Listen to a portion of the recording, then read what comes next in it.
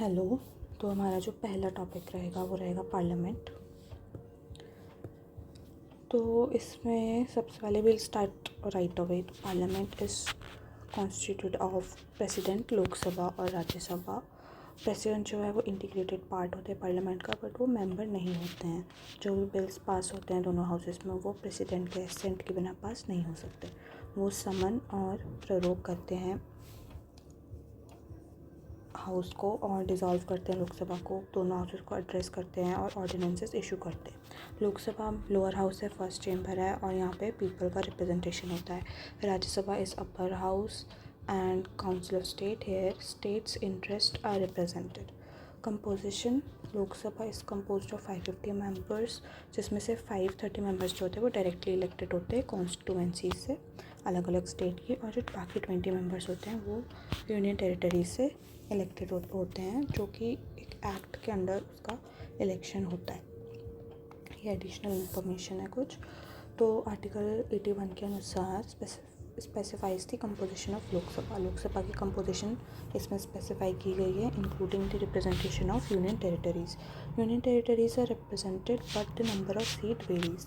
Article 331 allows the President to nominate members to Lok Sabha from Anglo-Indian communities, लेकिन इस provision को 104th constitutional amendment act से abolish कर दिया गया। Then RPA 1950 and 1951 govern the allocation of seats to union territories. Current representation क्या है? दिल्ली को 7 सीट्स अलोकेटेड हैं, जम्मू एंड कश्मीर को 5, पुडुचेरी को 1, चंडीगढ़, अंडमान और निकोबार, लक्षद्वीप और लद्दाख को 1, दादर और Nagar Haveli and Daman and Diu को 2 सीट्स एलोकेटेड है। दिल्ली का सबसे ज़्यादा रिप्रेजेंटेशन है क्योंकि उसकी पॉपुलेशन भी सबसे ज़्यादा है। फिर Jammu Kashmir and Ladakh, after the reorganisation in 2019, Jammu and Kashmir became union territory with a legislative assembly and Ladakh became a union territory without one.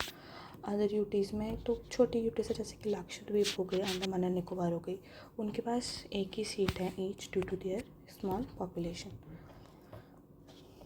Yes, उसके बाद आता है राज्यसभा। राज्यसभा में 250 मेंबर्स होता है टोटल, और 238 होते हैं वो रिप्रेजेंटेशन ऑफ स्टेट, मतलब स्टेट उनको स्टेट्स को रिप्रेजेंट करते हैं under schedule 4 of the constitution, elected by elected members of the state legislative assemblies by proportional representation by single transferable votes.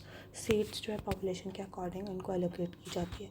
Representation of UTs में इंडायरेक्ट इलेक्शन होता है, इसके लिए इलेक्टोरल कॉलेज अलग से कॉन्स्टिट्यूट किया जाता है। 9 में से सिर्फ 3 यूटीज़ का रिप्रेजेंटेशन है राज्यसभा में। कौन कौन सी है वो? दिल्ली, पुडुचेरी और जम्मू एंड कश्मीर, क्योंकि इनमें ही लेजिस्लेचर है बस, बाकी में तो लेजिस्लेचर नहीं है। फिर 12 मेंबर्स जो है नॉमिनेटेड होते हैं प्रेसिडेंट द्वारा। उन लोगों को नॉमिनेट किया जाता है जिनके पास स्पेशल नॉलेज है, practical experience in art, literature, science and social service. फिर सिस्टम ऑफ इलेक्शन लोकसभा में कैसा रहता है? Territorial constituencies. Constitution ensures that there is uniformity of representation in 2 respect. पहला तो डिफरेंट स्टेट्स के बीच में, फिर एक ही स्टेट की डिफरेंट कॉन्स्टिट्यूएंसीज के बीच में पैरिटी होनी चाहिए। The provision does not apply to states having a population of less than 6 million. इसमें अप्लाई नहीं होता है provision. After every census readjustment is to be made in allocation of seats to Lok Sabha, division of each state into constituencies. Parliament is empowered to determine the authority of the Delimitation Commission in whichever manner it may seem to do. Reservation of seats for SCs and STs. Constitution provides for reservation of seats for SC ST in Lok Sabha on the basis of population ratio, और इसको 104th constitutional amendment act से 25 जनवरी 2030 तक extend किया गया है। First past the post system का use होता है हमारे यहाँ पे लोकसभा में, ठीक है, और राज्यसभा में सिंगल ट्रांसफरेबल वोट। फिर ड्यूरेशन क्या होती है दोनों हाउस की? तो ये लोकसभा जो है नॉन कंटिन्यूइंग चैम्बर है, ये डिज़ोल्व हो जाता है आफ्टर एवरी 5 years।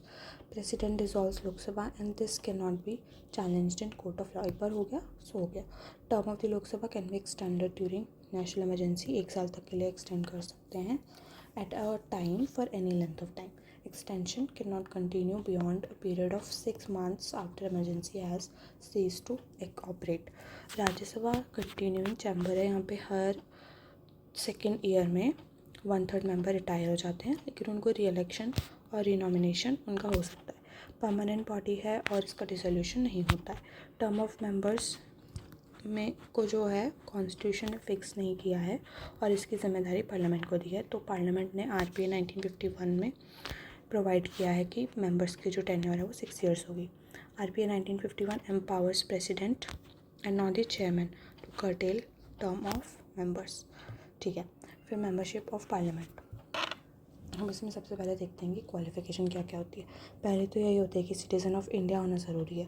फिर make and subscribe to oath of affirmation before the person authorised by the election commission. तो आपको इलेक्शन कमीशन के द्वारा जो ऑथराइज्ड एक पर्सन है उसके सामने आपको ओथ लेनी पड़ेगी। राज्यसभा में जो मिनिमम एज है वो 30 ईयर्स और लोकसभा में 25 ईयर्स। और इसके अलावा जो भी और क्वालिफ़िकेशन है वो पार्लियामेंट खुद अलग से स्पेसिफाई करेंगे। डिस्क्वालिफिकेशन में क्या होगा कि ऑफिस ऑफ प्रॉफिट होल्ड करता है अंडर यूनियन और स्टेट, अनसाउंड माइंड का है, अनडिस्चार्ज इंसॉल्वेंट है, एक सिटीज़न ऑफ इंडिया नहीं है और पार्लियामेंट के कोई भी लॉ द्वारा डिस्क्वालीफाइड है, तो ये डिस्क्वालीफाई हो जाएगा। फिर आरपीए में एडिशनल क्वालिफ़िकेशंस दी गई हैं, जैसे कि एक इलेक्टर की तरह उसको इलेक्टेड होना चाहिए और रजिस्टर्ड होना चाहिए किसी भी पार्लियामेंट्री कॉन्स्टिट्यूएंसी में। राज्यसभा के जो मेंबर है वो इलेक्टर हो सकते हैं किसी भी स्टेट के, ज़रूरी नहीं है कि जिस स्टेट से वो इलेक्शंस लड़ रहे हैं वहीं के इलेक्टर हों, कहीं के भी हो सकते हैं पूरे इंडिया में। Member of SC/ST in any state और UT if he wants to contest a seat reserve for them. SC/ST can also contest a seat not reserve for them. तो SC/ST अपनी रिजर्व सीट से भी कर सकते हैं और जो नॉन रिजर्व सीट है वहाँ से भी कंटेस्ट कर सकते हैं।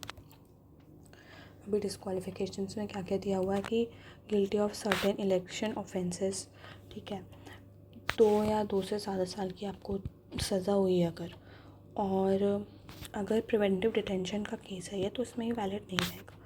फेल मतलब प्रिवेंटिव डिटेंशन एक एक्सेप्शन है। Failed to lodge an account of his election expenses, आपने इलेक्शन के एक्सपेंसेस को बताया नहीं सही से। Interest in government contracts, works or services, be a director or managing agent, nor hold a office of profit in a corporation in which the government has at least 25% share. Dismissed from government service for corruption, disloyalty, convicted for promoting enmity between different groups on the offense of bribery. ठीक है, अगर आपने untouchability, dowry, सती इनका समर्थन करते आप कहीं पे पकड़ाए हो तो आपको डिस्क्वालीफाई किया जाएगा। President's decision is final on the question of any of the above disqualification, और इसमें उनको जो इलेक्शन कमीशन का ओपिनियन है वो लेना पड़ेगा और ये ओपिनियन बाइंडिंग होता है। जो पर्सन डिस्क्वालीफाई हुआ है वो जुडिशल रिव्यू सीक कर सकता है। और आरपीए की क्या रेमेडी है कि जो है इलेक्शन कमीशन जो डिस्क्वालिफिकेशन का पीरियड है तो वो रिड्यूस कर सकती है।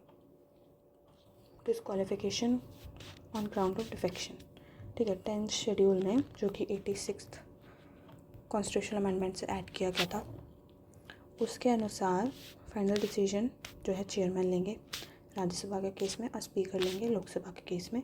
इसमें प्रेसिडेंट का कोई रोल नहीं है। Decision is subject to judicial review. रिक के हो तो होलवान केस 1992 में बोला गया था। वॉलंटरीली, अब इसके 4 वो हैं